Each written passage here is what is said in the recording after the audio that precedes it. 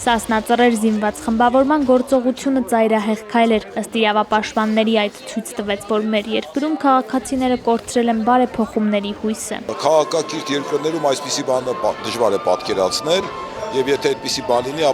ապա դա հասարակությունը չի ընդունի։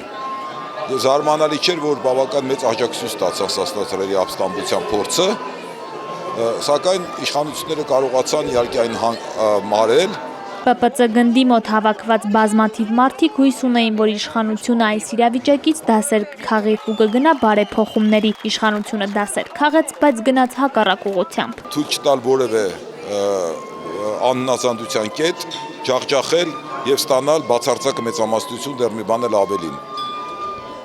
Այսինքն իշխանության դասը եղավ ավելի խստացնել իրավիճակը եւ խեղդել ամեն մի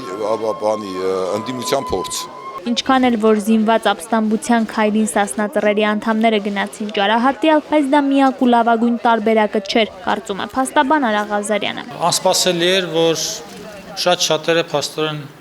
այն կարծիքին են, որ բռնությամբ կարելի է հասնել բարեփոխումների։ Մի բան, որը եւ իրավաբանությունը եւ մարդու իրավունքների տեսությունը ընդհանրապես մերժում են։ Հարձակվել, գրավել ոստիկանության գունդը եւ հույս ունենալ, որ դրանով երկիրը կբարեփոխվի,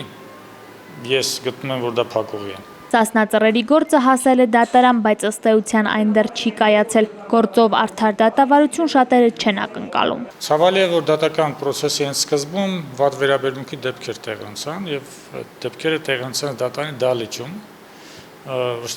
այլ դատարանի շենքում, այսպես թե այնպես դա ստվեր է գցելու դատավարության հետագա ընթացքի վրա։ Սա նույնպես կապված է ընտրություններում իրենց արձանագրած ճակերտների մեջ հաջողության հետ,